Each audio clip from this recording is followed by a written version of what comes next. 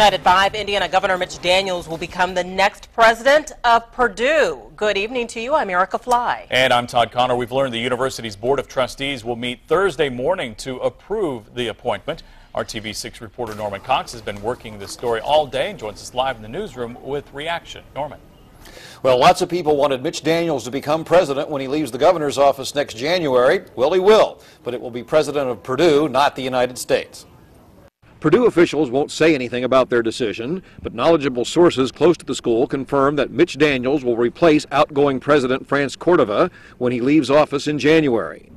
Another source says Daniels has been on a short list of 4 to 6 candidates who have been under consideration for months.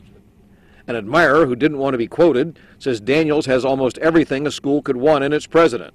He's a Hoosier, he knows people, he understands the federal and state governments inside and out, and he's good at fundraising. The only drawback is that he doesn't have a PhD, which might produce a backlash from some faculty members. But he does have multiple degrees, having graduated from Princeton and from Georgetown Law School. The supreme irony in this is that Mitch Daniels, the Blade, the ultimate budget cutter, will now have to come to the State House to lobby for state money for Purdue. Now, what's it going to be like when he comes before your committee asking for money? Well, I'm looking forward to that. I think that'll be an interesting experience. Senate Appropriations Committee Chairman Luke Kenley says Daniels will be an excellent fit at Purdue because that school, unlike Indiana University, has been more willing to work with state government on staying within budget guidelines and controlling student fee increases. Purdue has been much more understanding of our concern about the affordability issue, both 4 years ago when we first called them on the carpet, so to speak, and then in our discussions this last budget cycle just a year and a half ago.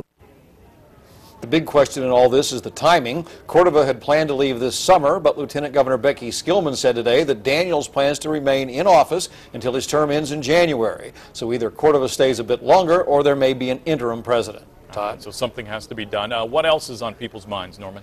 Well, given all the controversy about the Daniels family not living in the governor's residence full time, there's bound to be a lot of interest in whether he lives in the president's home at Purdue or commutes from Hamilton County. All right, we'll have to wait and see. Norman Cox reporting live in the newsroom for us. Norman, thank you. And now we want to hear from you. Do you think Governor Daniels is a good choice for Purdue's next president? It's the topic of tonight's RTV6 Talkback poll. To vote, just head to theindychannel.com and look for this question on the homepage.